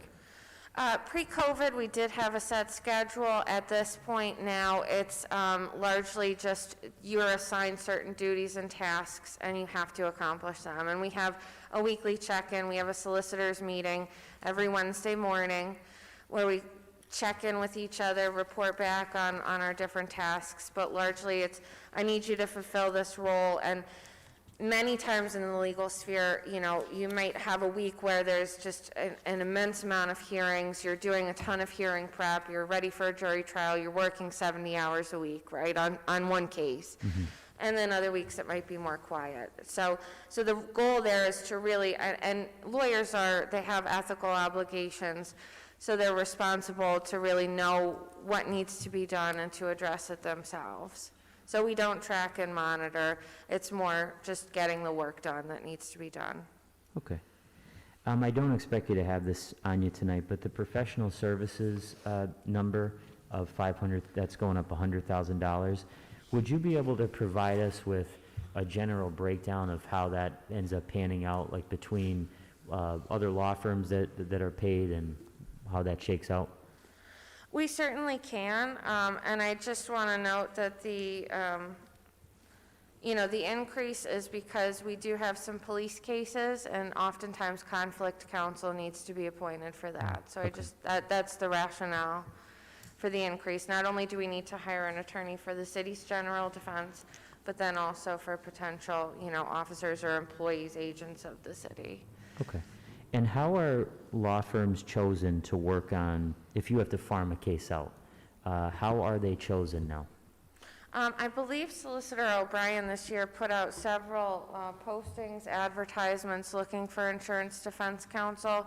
Under the administrative code, that is exempt from the bidding requirements. That said, we did, I'll let Joe speak to that, but we did put a public notification out as well. Now, the way I did things, and it could be subject to change, and I'm sure Jessica will let you know if it is there are really two lists. There's one list for what would be called insurance defense counsel.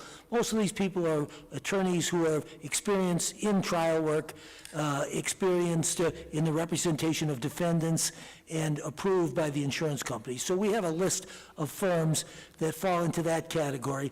When a claim is filed that is covered by insurance, then the insurance company looks at the lists and will often confer with Jessica or me in deciding who they think would be the best to handle this. Okay. In that case, subject to the deductible, the fees are paid through the insurance process. We also have another list of attorneys who work for the city at a very reduced rate on litigation that is not covered by insurance. That has been a big problem in the past because we had a lot of these cases coming out of lips, a lot of some other cases, the big Meadowbrook case that was just a big decision on today, was not covered by insurance. Some of the reason for that was gaps in insurance that we hope to have working on as we readjust the insurance next year, and some other one was just mistakes made in the past. Somewhere in the past, I'm going to say between 5 and 10 years ago, someone in some office didn't realize you sent cases to the insurance company. And we had a number of them. The Meadowbrook cases, a number of them are not covered because they were never sent to the insurance company. And by the time when I got involved and saw that they hadn't been, I sent them, but the insurance companies denied coverage on the grounds the report was too late. So we have that group of lawyers who we have chosen on the bidding process to handle this uninsured claims. And we have that as a very reduced rate, that they are volunteering to work for the city for $95 an hour, which is well a third of what you have to pay elsewhere. They do a very good job. We have a very good group on there, and we're very happy with them. We wanted to expand that list. I've advertised twice to expand it, RFQ or RFPs or whatever you want to call them, RFBs, Qs or Ps, advertised twice in the paper, and we didn't get any bids because we were honest with them. We said what the rate was. But I have been recently contacted by 2 attorneys who said they'd like to get on that list, and so we're going to have to probably put that out for bid again, unless we can determine that maybe it doesn't have to be bid. Okay. They're the 2 lists. Yeah. Okay, thank you. Anyone else have any questions for the law department? Bill, I just have. Sure, go ahead. And Joe, I want to thank you for your service as city solicitor. I enjoyed working with you, and I know we'll continue to work together. And Jessica, I look forward to working with you and appreciate all of your institutional knowledge that you bring. I know we've worked together in the past. So, and I do appreciate what you have said as far as making the investments in HR and the law department, because if you pay up front, you make investments up front, you save money in the back. And the one question I had with regard to the law department is the tax solicitor. Is that tax solicitor going to be assigned to the tax collector's office? So they'll be report to Kathy Wessler and work for her as well? That's correct. Okay. So predominant duty would be working with the tax collector's office, with the single tax office, and then also helping out as well on the city end with some internal tax-related matters that need to be addressed. And part of what they would do is to initiate the actions to collect past mercantile and business privilege taxes that haven't been paid? That's exactly, Okay. you know exactly where I'm headed with that, yes. Okay, good. I think the ground we can cover and the funds we can recover through having somebody there to pursue those claims more diligently will be great. And as you indicated, and I know that Frank will attest to it, that the process, from my perspective, has worked very well with legislation from your office, and that the change that was made with regard to that has gone very well from our perspective, so we thank you for that, and thank Patty for that as well. So that's all the questions I had, thanks. Okay, thank you. You mentioned before about the two recent lawsuits in which the city had to pay out a significant amount of money. One of the questions I had was, and I think the payout was over $1 million. When does that money get paid, and does that come out of the court awards account, or does that come out of another account? And is that this year? Because I know we budgeted $1 million in court awards for next year. So how does that work? It depends on when settlement is achieved, and, you know, I do many times take that from court awards. Sometimes it will come from insurance defense. It depends on the availability of funds, and to be quite honest, it's difficult to play poker with opposing counsel when they know how much money is in your bank account because it's a public record. So I think it's really helpful for me to have funds to draw from in a few places. Okay. Mr. Gaughan, let me just add to everything Jessica said was absolutely correct. The $1 million fee, I think, is correct, probably going to be a little north of that when we get them all resolved. We've resolved, I'm going to say, 4 of these, what I call these lips cases. 2 have been paid, 3 have been paid, 1 more has been resolved on paper. That has not yet been paid. I think that's going to roll over into next year, and there are 1 or 2 left that will be in next year. So that $1 million figure is going to be between 2 years. It's probably going to be closer to $1.5 million, but that would get them all off the table. And as the paper reported, these cases arise out of events which occur. We have no reason to believe that during this present administration that we have any budding cases, that this stuff isn't being done anymore that gives rise to these cases down the road. Right. Thank you. And I know you can't speak about the specifics of the case, but one of the lawsuits that is still hanging out there is about the $300 trash fee. Can you give us an update on where that is procedurally? I'm sorry. So from a procedural perspective, at the present moment, there are 2 case dispositive motions pending before Judge Gibbons. Plaintiffs and the city have both filed cross motions for summary judgment. That was done and argued, I believe, in February or March of this year, and we're still awaiting a ruling from the court. Okay. Okay. Anybody else have any questions for the law department? Okay, thank you. We'll move on now to the Treasury Department. Anyone have any questions for the Treasury Department? Mrs. Sheridan? In the, let me get my notes here. In the new updates, there is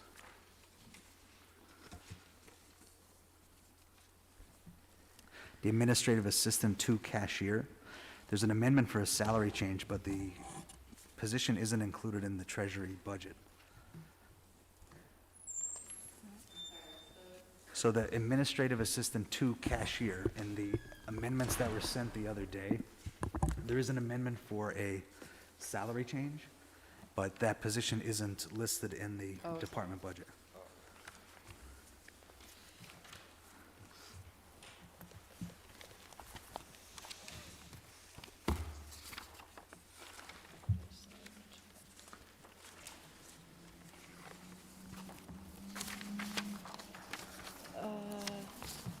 That should be.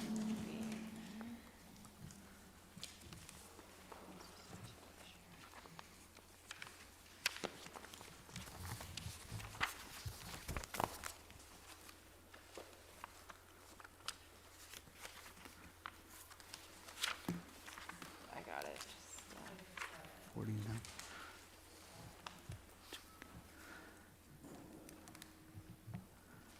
yeah, Yes, so, sorry, if you look at the salary detail, there's two administrative assistant twos, cashiers. Yeah. The one that is accounted, the cashier in the the amendment top is there, the assistant cashier is not. Those titles are almost exactly the same, so I can see where you would flag that. Okay. But it is correct, in that for 2022, it's the 39,225 salary. Do you see it? Yeah, so you have it listed twice?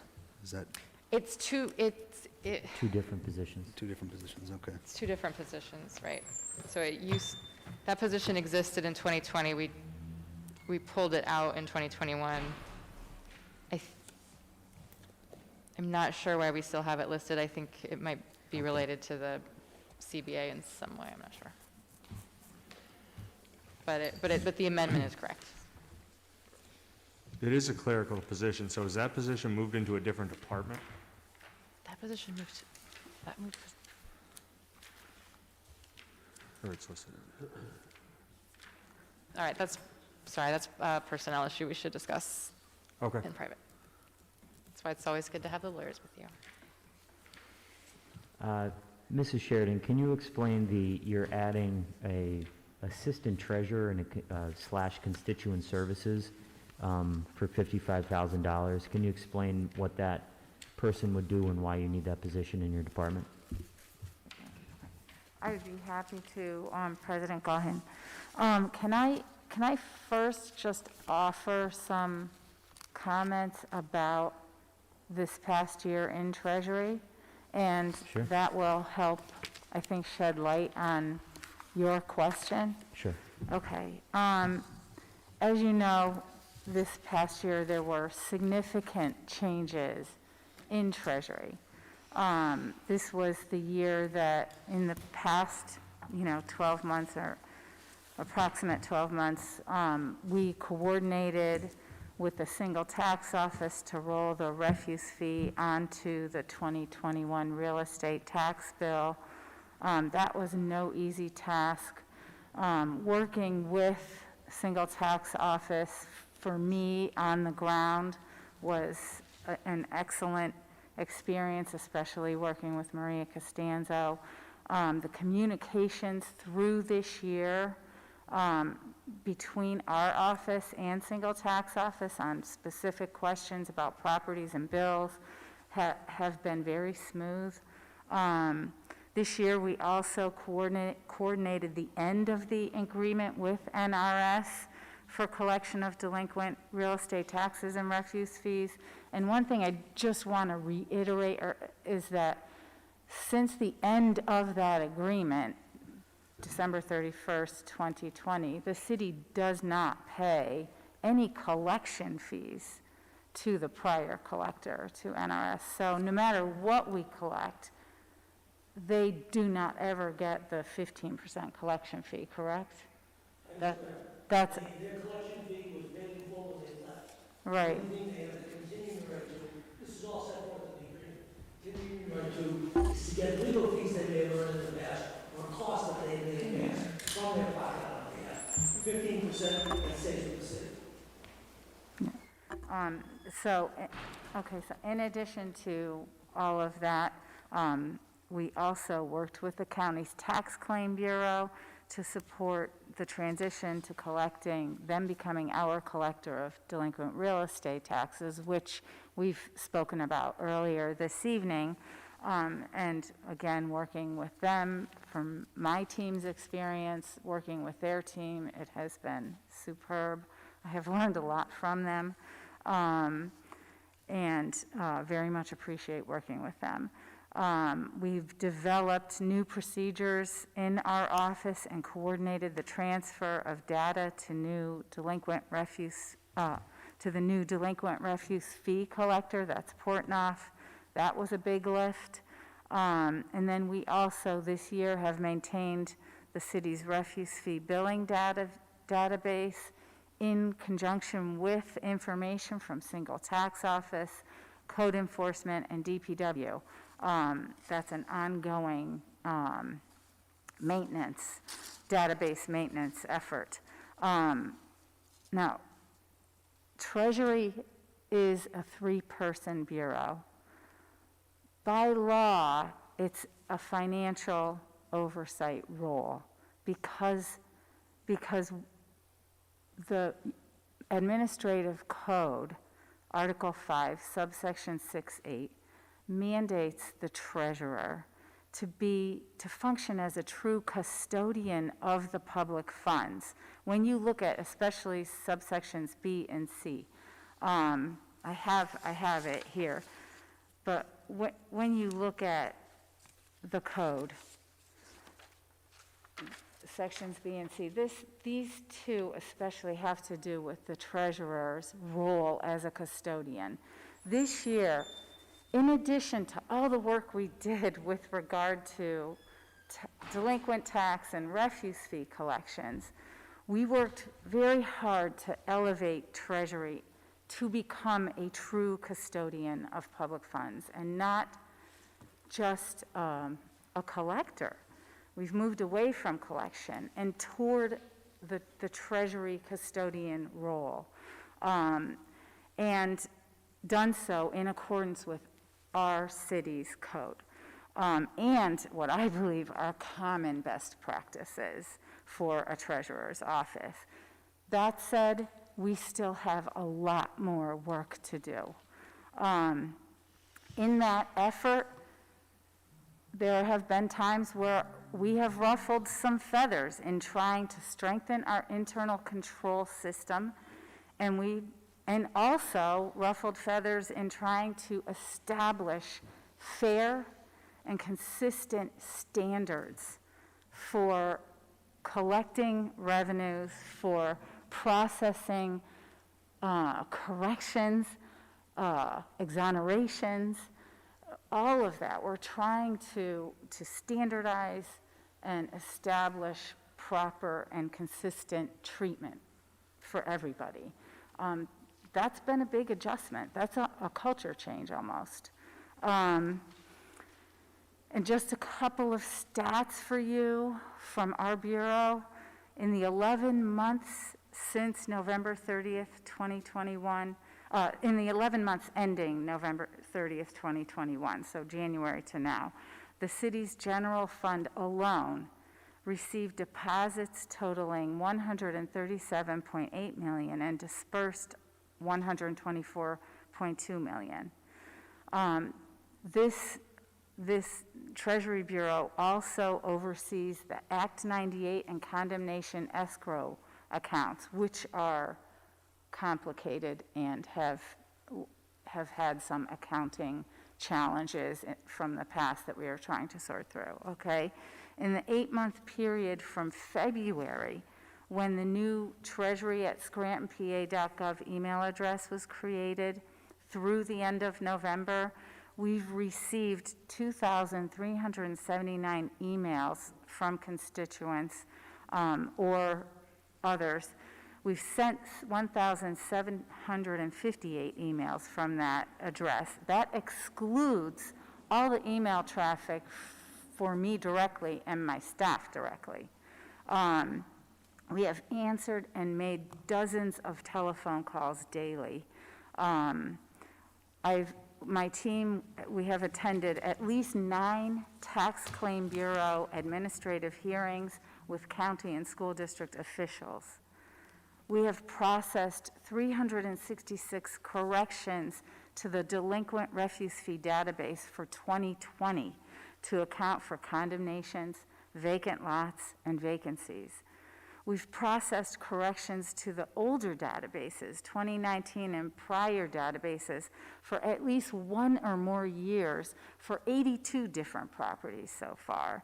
We've assisted with constituents with the clearance of liens, this is in conjunction with our law department, with the clearance of liens that should have been removed years ago by a prior collector.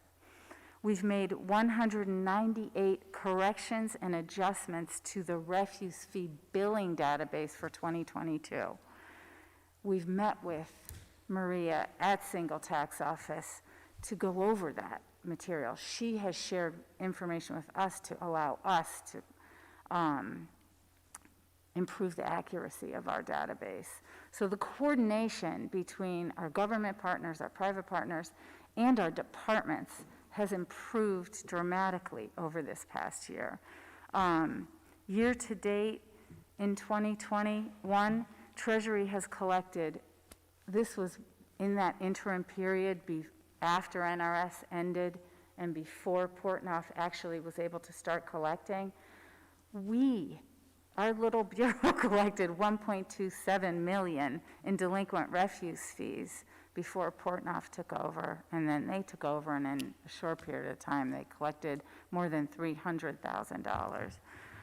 We've worked with HR. Mary Jo, I'm Yeah. sorry, can I stop you real quick there? You just made an interesting point, and I don't want to Yeah, forget. I'm almost finished, So too. you said before Portnoy took over, your bureau collected 1.7 million. And I know in the past we talked about the possibility of bringing that operation in-house rather than farming it out. Is that something that has been discussed or analyzed and looked at? You guys seem to have been successful in the time that you did it.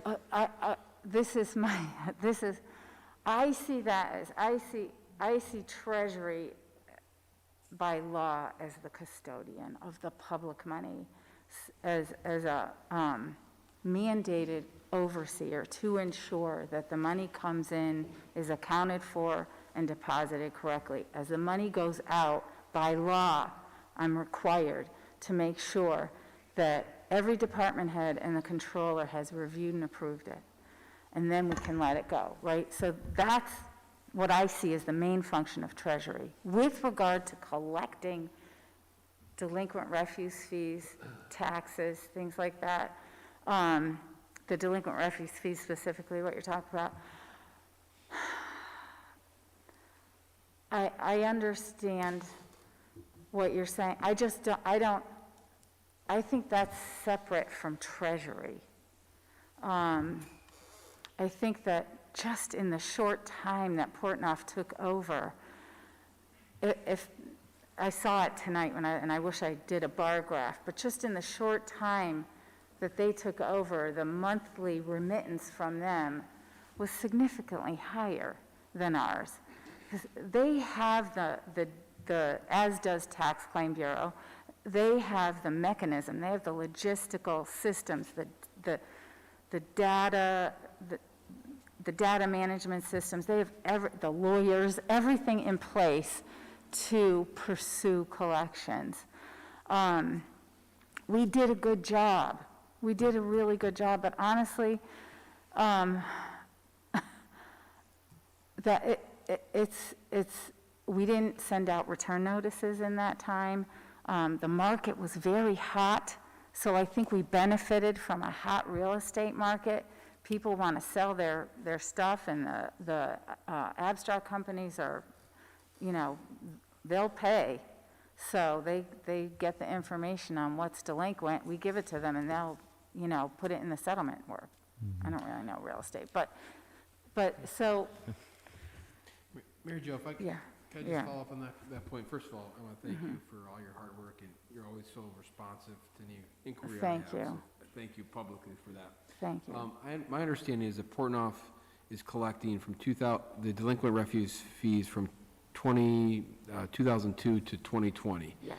Yeah. So what will happen for delinquent refuse fees for 2021? Who will collect those? Well, I don't know if that's My good. understanding, and this is, I was not here when, and I'm not a lawyer, so, but my understanding is that the 2021 refuse fee is included on the 2021 Right. tax bill, and this is from informal conversations with folks at not just our government, but others.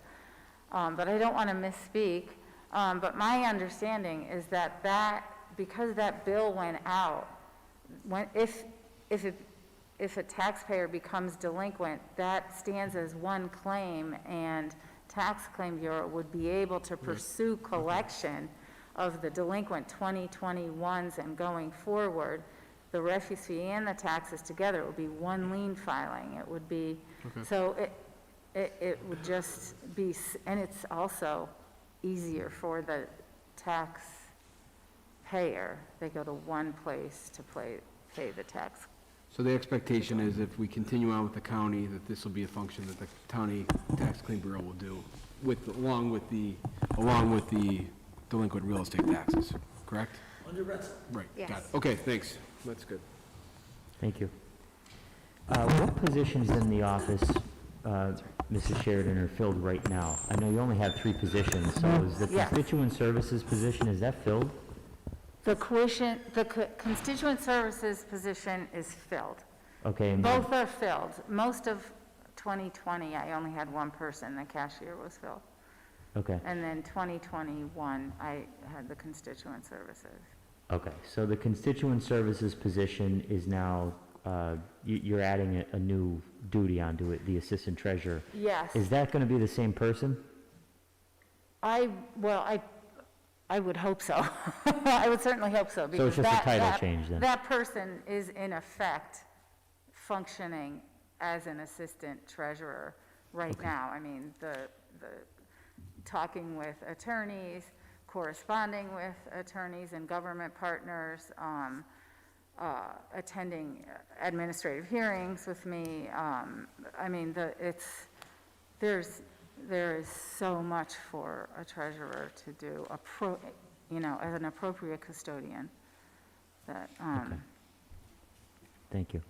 so, can I add just 1 or 2 more comments? Oh, yeah, sure. Okay, so the other thing that we have done is, this year, worked with HR to vet all new hires and all board appointees before they get hired or appointed, to make sure that they're in good standing with the city. And then finally, this is important, it's not a glitzy statistic, but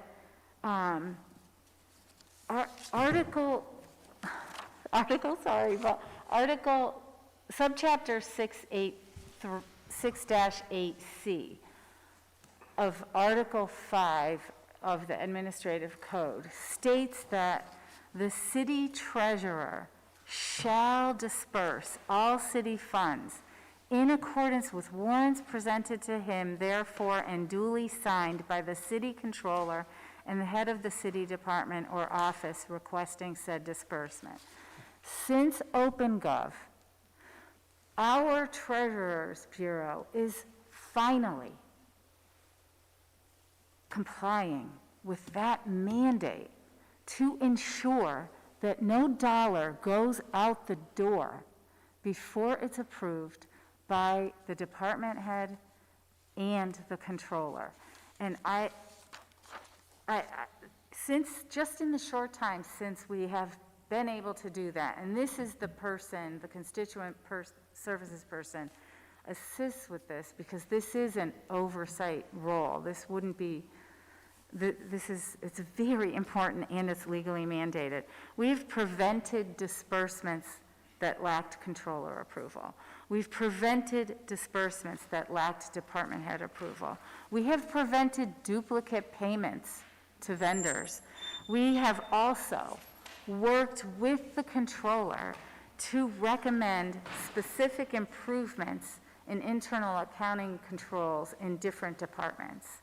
So it's a stronger internal control system, since we're functioning properly in compliance with our own law and what I would consider to be common best practices.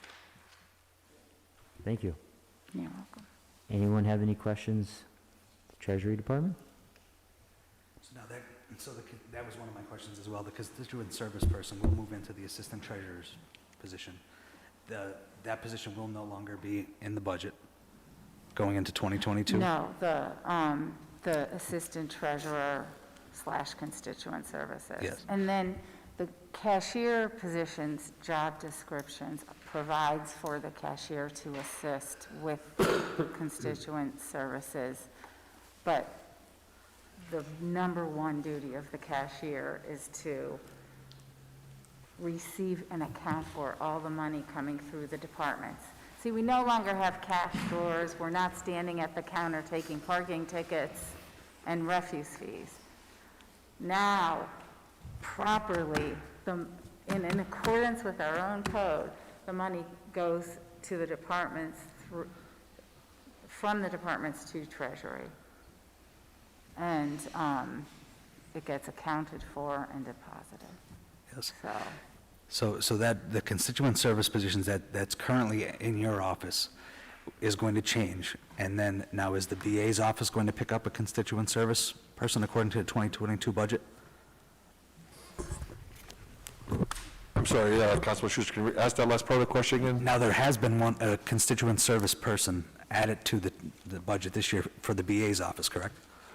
We did have a request in from the VA's office, yeah. Did we pull that back out?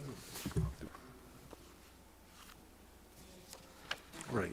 So there are two separate things. I wasn't sure when you said that. So the constituent service in the VA's office is to handle constituent calls that come in.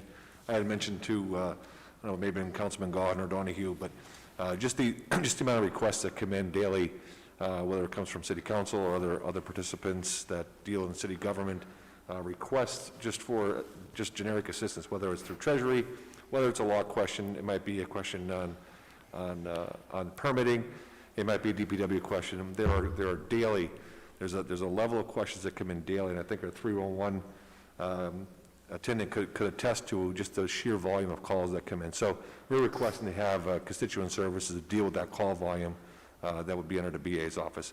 The constituent services in Treasury, I think that was by nature from where it was located, but this would be really to do full service, constituent service for the city.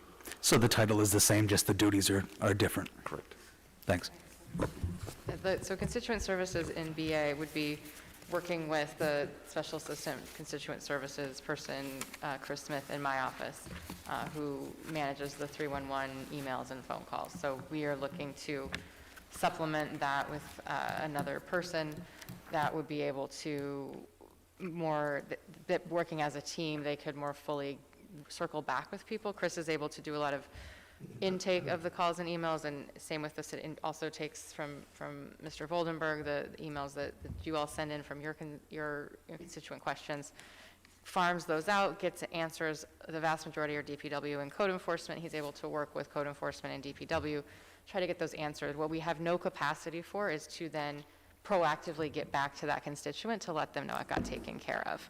If we could have another person there, in addition to OpenGov and being able to have much more readily accessible data, we think we could really ramp that up a lot. But there just aren't enough hours in the day for one person to be able to do all the incoming and manage all the back and forth, but then also proactively call everyone back and let them know that quality of life ticket was issued at such and such property. So we'd really like to be able to, and I think it would benefit all of you as well.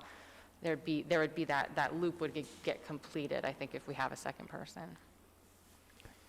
Any other questions for the Treasury Department? I don't have any questions. I think Ms. Sheridan covered it all for me, but I did want to thank you for coming here tonight and providing a really detailed overview of what changes you've seen in your department this year. And I appreciate the improvements that have been made, and seems to be even better organized and better communication with other entities, and we're being more effective in handling the public's money. So thank you for that. Thank you. May I just add too, when we look at the salary increase proposals, as we spoke about previously, we're trying to build out the pyramid where it makes sense to be kind of the director level is within one band, the managers below the directors are within one band. You'll see here, city treasurer, assistant treasurer, those are in line with kind of the code enforcement, DPW directors and managers. So not only does it have kind of parity with other departments, it also is building toward a sustainable structure, because as you can hear the expertise and passion in Mary Jo Sheridan's voice, it's really hard to find someone like Mary Jo Sheridan, who's a CPA, to be able to bring expertise to bear in a position like that. If it's at say what it was last year, 47,000, this year it's 50. again, I implore you to please help us keep building up to much more public sector market rate salaries. Is there, City Hall is open, correct, from 8 to 4? Monday through Friday, there's, each department is open. If a resident came to licensing and inspections, all the employees are there, or do we have a hybrid system where there are some employees working from home and some who are in the building? And can you give us the amount of, number of employees who are in that position? At this, really since we entered green phase and even yellow phase, green or yellow, it's a blur, last summer, really since July 2020, we've have had almost everyone back at work physically.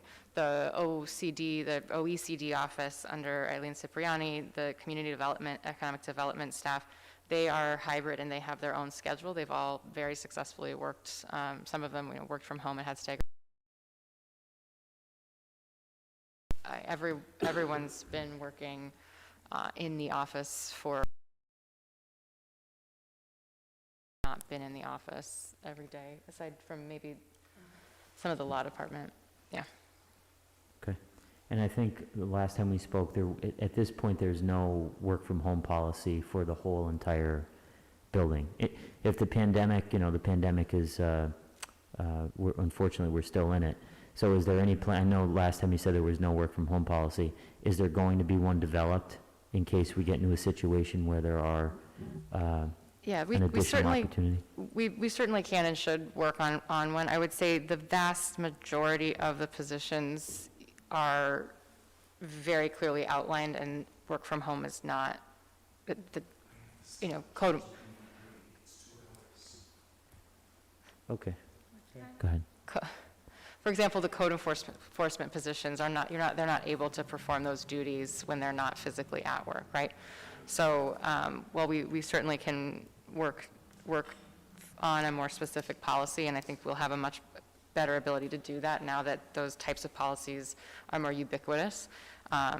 There just aren't that many positions in our city government that can be done from home, really. I mean, we can make it work if we have to, which we had to during, red phase, yellow phase. But, I mean, again, OCD's got a staggered schedule, law department, and mostly not because people wanted to work from home, but because there were people there that had, family members that they didn't want to come in. But the vast majority of positions are in person and have been for the last year and a half. Thank you. We're going to take a 5-minute recess, if you don't mind, because the ECTV has to change the tape, and then we have one more department to go, and we'll wrap it up. So we'll take a 5-minute recess, and then we'll come back. Thank you.